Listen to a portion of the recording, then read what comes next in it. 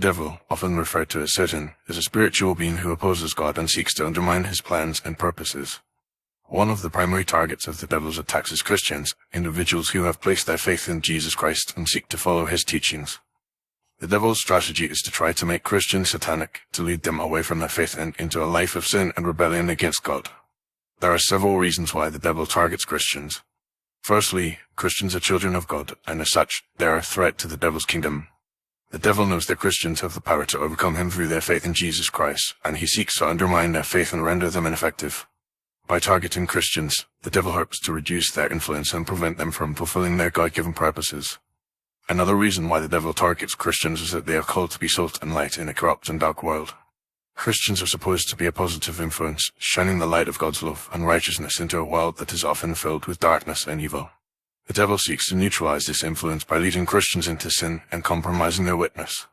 When Christians fail to live up to their calling, the devil gains a foothold and can spread his evil influence more easily. The devil's methods for targeting Christians are varied and cunning. He often begins by tempting them with small, seemingly insignificant sins such as gossip, envy, or pride. These sins can lead to larger and more serious ones such as adultery, dishonesty, or greed.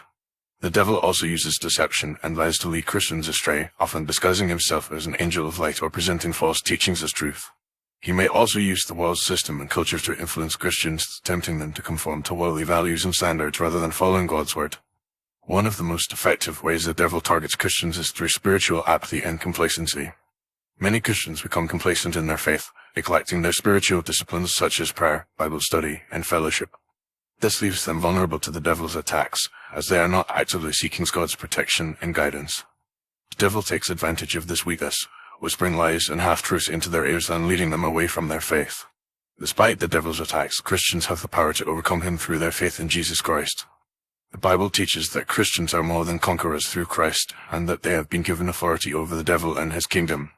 By putting on the full armor of God, including the helmet of salvation, the breastplate of righteousness, and the sword of the Spirit, Christians can resist the devil's attacks and emerge victorious. In addition, Christians can find protection and strengthen their relationships with other believers. The Bible teaches that iron sharpens iron, and that Christians are to bear one another's burdens and encourage one another in their faith. By being part of a community of believers, Christians can find support and accountability, which helps them to stay strong in their faith and resist the devil's attacks. In conclusion, the devil targets Christians because they are a threat to his kingdom and his plans. He seeks to undermine their faith and lead them into sin, using a variety of methods including temptation, deception, and spiritual apathy. However, Christians have the power to overcome the devil through their faith in Jesus Christ, and by putting on the full armor of God and surrounding themselves with supportive relationships. By being aware of the devil's tactics and taking steps to protect themselves, Christians can emerge victorious and fulfill their God-given purposes.